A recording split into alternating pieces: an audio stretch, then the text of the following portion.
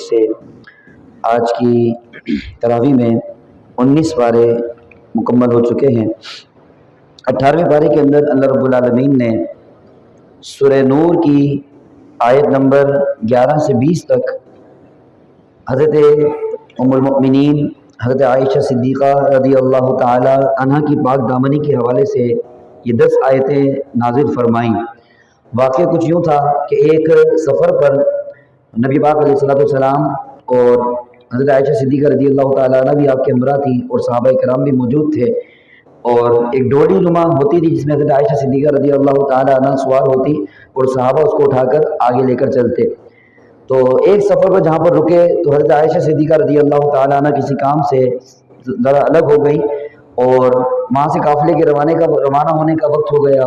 تو صحابہ کرام کو اندازہ نہیں ہوا، کیونکہ آپ کا اتنا وزن نہیں تھا، تو صحابہ کرام کو اندازہ نہیں ہوا کہ اس ڈولی کے اندر حضرت عائشہ صدیقہ رضی اللہ تعالی عنہ ہے یا نہیں ہے۔ وہ اٹھایا اور وہ قافلہ آگے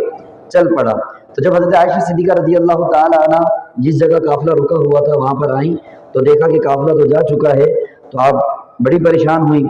تو چند صحابہ کرام کی یہ ڈیوٹی ہوا کرتی تھی، جب بھی سفر پر روانہ ہوتے وہ قافلے کے پیچھے پیچھے آتے، تاکہ اگر قافلے والوں کا کوئی سامان وہاں پر رہ گیا ہو تو وہ اس کو اٹھاتے ہوئے جو ہے وہ قافلے یعنی منزل تک پہنچ جائیں۔ تو اس وقت بھی چند صحابہ کرام، ایک صحابی تھے جو پیچھے پیچھے جو ہے وہ آ رہے تھے۔ جب انہوں نے اس مقام پر پہنچے تو حضرت عائشہ صدیقہ رضی اللہ تعالیٰ عنہ کو دیکھا تو انا للہ و انا الیہ راجعون پڑھا اور آنکھیں جھکا لیں۔ تو پھر اپنی سواری میں حضرت عائشہ صدیقہ رضی اللہ تعالیٰ عنہ کو سوار کیا اور پھر جو ہے آپ سواری پر لگام پکڑتے ہوئے وہ قافلے میں جا کر مل گئے۔ جب قافلے میں جا کر پہنچے تو منافقین جو ہیں وہ بھی نبی پاک علیہ السلام کے ساتھ صحابہ کرام کے ساتھ تھے۔ تو ایک منافق نے جو ہے، منافقوں کے سردار نے جو ہے الزام لگا دیا حضرت عائشہ صدیقہ رضی اللہ تعالیٰ عنہ پر، اور بدکاری کا الزام لگا دیا کہ معاذ اللہ ان صحابی نے جو ہے وہ حضرت عائشہ صدیقہ رضی اللہ تعالیٰ عنہ کے ساتھ معاملات خراب غلط کام کیے ہیں، معاذ اللہ۔ یہ بہتان حضرت عائشہ صدیقہ رضی اللہ تعالیٰ عنہ پر لگا، اور ان منافقوں نے کیا کیا، اس کا چرچا کرنا شروع کر دیا۔ آہستہ آہستہ چرچا ہوتا گیا۔ حضرت عائشہ صدیقہ رضی اللہ تعالیٰ عنہ کو اس کی خبر نہ تھی کہ ان کے اوپر کتنا بڑا الزام لگ چکا ہے۔ نبی پاک علیہ السلام نے بھی آپ کو گھر پر بھیج دیا، حالانکہ اس دوران کئی دن گزر گئے۔ اس دوران ایسا نہیں تھا کہ نبی پاک علیہ السلام کو حضرت عائشہ صدیقہ رضی اللہ تعالیٰ عنہ پر شک تھا، بس آپ انتظار میں تھے کہ اللہ کی وحی نازل ہو، اللہ کے حکم کے مطابق پھر میں آگے اعلان کروں۔ اس وقت بڑا حضرت عائشہ صدیقہ رضی اللہ تعالیٰ عنہ پر تہمت لگائی منافقوں نے اور برے چرچے کرنے لگے۔ پھر اللہ رب العالمین نے کئی دنوں کے بعد حضرت عائشہ صدیقہ رضی اللہ تعالیٰ عنہ کی پاک دامنی میں یہ آیت نازل فرمائیں اور کہا کہ جنہوں نے بہتان لگایا ہے وہ جھوٹے ہیں، وہ اللہ کے نزدیک جھوٹے ہیں۔ اور پھر حضرت عائشہ صدیقہ رضی اللہ تعالیٰ عنہ کی پاک دامنی کو بیان کیا۔ تو نبی پاک علیہ السلام بھی جو خاموش تھے اس میں بھی حکمت تھی کہ آپ اگر خود بیان کر دیتے تو اس کی بات کچھ اور ہوتی، لیکن اللہ رب العالمین نے قرآن کی آیتیں نازل فرمائیں جس سے حضرت عائشہ صدیقہ رضی اللہ تعالیٰ عنہ کا مقام و مرتبہ پتہ چلتا ہے۔ تو یہی قرآن پاک کی ان آیت کے تحت علماء نے لکھا ہے، اگر آج کوئی حضرت عائشہ صدیقہ رضی اللہ تعالیٰ عنہ پر وہی تہمت لگائے ہیں، آج ایسے لوگ جو صحابہ کرام کے گستاخ ہیں، وہ ان کا نظریہ یہ ہے کہ وہ حضرت عائشہ صدیقہ رضی اللہ تعالیٰ عنہ پر اس طرح کی تہمت بھی لگاتے ہیں، تو اگر تو آج کے دور میں بھی کوئی حضرت عائشہ صدیقہ رضی اللہ تعالیٰ عنہ پر تہمت لگائے گا وہ دائرہ اسلام سے خارج ہو جائے گا، اس کا اسلام سے کوئی تعلق، یعنی جس کی پاک دامنی اللہ رب العالمین قرآن کی آیتیں نازل فرما کر بیان کر دے اور پھر اس ہستی پر اگر کوئی بہتان لگائے تو پھر اس کا اسلام سے کوئی تعلق نہیں رہے گا۔ پھر اس کے بعد اللہ رب العالمین نے سورہ نور کی آیت نمبر 19 میں ارشاد فرمایا، ان الذین یحبون ان تشیع الفاحشۃ فی الذین آمنوا لہم عذاب علیم۔ اللہ رب العالمین نے فرمایا کہ وہ لوگ جو اس بات کو پسند کرتے ہیں کہ مومنوں میں بے حیائی عام ہو جائے، بے حیائی عام ہو جائے، تو اللہ نے فرمایا ان کے لیے دردناک عذاب ہے، ان کے لیے دردناک عذاب ہے۔ آج ہم غور کریں کہ آج ہم معاشرے کے اندر، مسلمانوں کے اندر بے حیائی کو پھیلانے کا سبب تو نہیں بن رہے، جیسا کہ آج فیس بک چلاتے ہیں اور واٹس ایپ وغیرہ استعمال کرتے ہیں، سوشل میڈیا کا استعمال کرتے ہیں، اور اس کے اندر ہم لوگ جو ہے گانوں کو بھی شیئر کر رہے ہوتے ہیں، ہم اس میں فلموں کو بھی شیئر کر رہے ہوتے ہیں۔ تو اگر تو اس کے اندر ہم ایسی چیز جو بے حیائی پر مبنی ہے ایسی ویڈیوز جو بے حیائی پر مبنی ہے، اگر وہ ہم اس کو شیئر کرتے ہیں، مسلمانوں تک پہنچاتے ہیں، ظاہر سی بات ہے اگر ہم فیس بک چلا رہے ہیں تو ہماری چیزیں مسلمانوں تک ہی زیادہ تک پہنچ رہی ہوں گی۔ ہم اگر واٹس ایپ پر اسٹیٹس لگاتے ہیں تو مسلمان ہی زیادہ ہمارا یہ اسٹیٹس وغیرہ دیکھ رہے ہوتے ہیں، جن کے پاس ہمارے نمبر میں موجود ہوتے ہیں۔ تو اگر تو ہم ایسی چیز جو بے حیائی پر مبنی ہے اس کو ہم پھیلاتے ہیں اور پھیلانے کا سبب بنتے ہیں، تو ایک تو خود ہم نے دیکھا اس کا گناہ ہمیں ملا، اور پھر ہم اس کو پھیلا رہے ہیں تو اس کی وعید اللہ رب العالمین نے یہاں پر بیان کر دی کہ ان کے لیے دردناک عذاب ہے۔ اور پھر یہ بندے کا صرف ایک گناہ نہیں ملے گا، جتنے لوگ اس کی وجہ سے گناہ کریں گے، اس نے سوشل میڈیا کے اوپر اگر بے حیائی والی چیز ڈال دی تو یہ جتنے لوگ اس کو دیکھیں گے تو ان تمام کا گناہ تو ان کو ملے گا، ان سب کے گناہوں کے برابر اس بندے کو بھی گناہ ملے گا، کیونکہ یہ سبب بنا ہے ان تمام کے گناہوں کا۔ تو اس لیے سوشل میڈیا اگر ہم استعمال کرتے ہیں تو اس میں ہمیں بڑا خیال کرنا ہے کہ ایسی بے حیائی والی چیز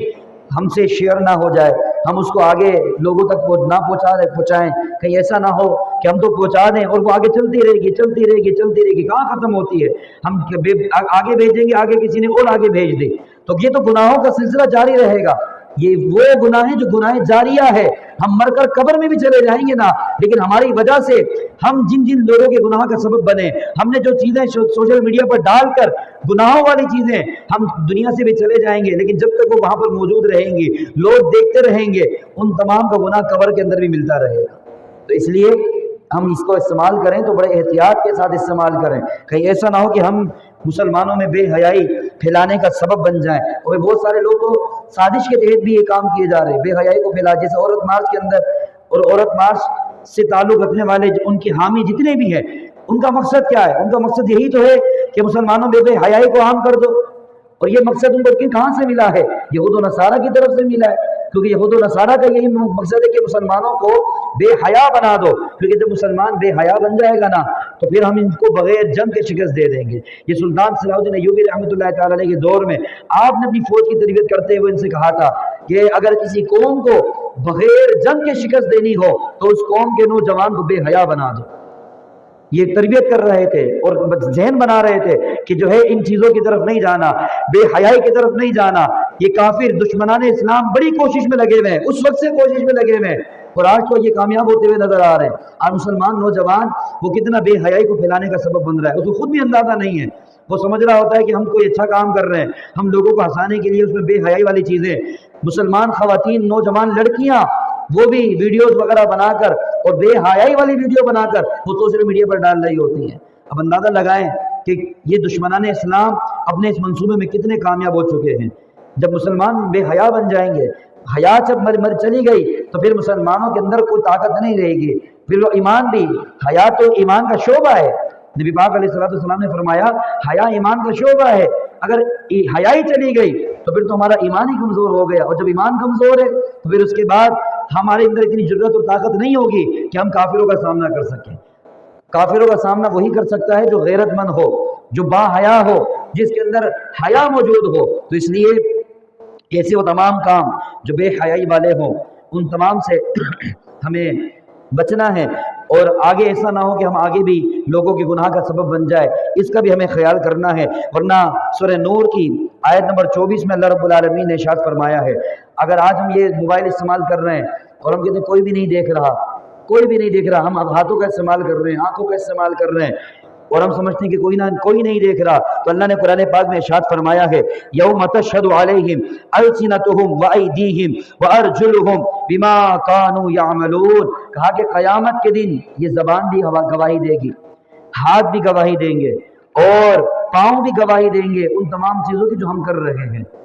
یہ تمام چیزیں قیامت کے دن گواہی دیں گی، اچھے کام کیے ہوں گے اچھے کاموں کی گواہی دیں گے، برے کام کیے ہوں گے تو برے کاموں کی گواہی ہمارے ہاتھ دیں گے، ہماری زبان بھی ہمارے قابو میں نہیں ہوگی، یہ زبان بھی جو ہے ہمارے خلاف گواہی دے رہی ہوگی، یہ پاؤں بھی ہمارے خلاف جو ہے وہ گواہی دے رہے ہوں گے۔ تو اس لیے ہمیں ہر وقت اللہ رب العالمین سے ڈرتے رہنا چاہیے، اور ہر وقت اپنے ذہن میں ہمیں یہ بات رکھنی چاہیے کہ اللہ دیکھ رہا ہے، اللہ دیکھ رہا ہے۔ جب یہ بات ہمارے دل و دماغ میں مضبوط ہو جائے گی نا تو پھر جو ہے ہم گناہوں سے بچنے میں کافی کامیاب ہو جائیں گے۔ اللہ رب العالمین ہم سب کو صحیح طریقے سے قرآن پاک کو سمجھنے اور اس پر عمل کرنے کی توفیق عطا فرمائے، آمین۔ وما علینا الا البلاغ المبین۔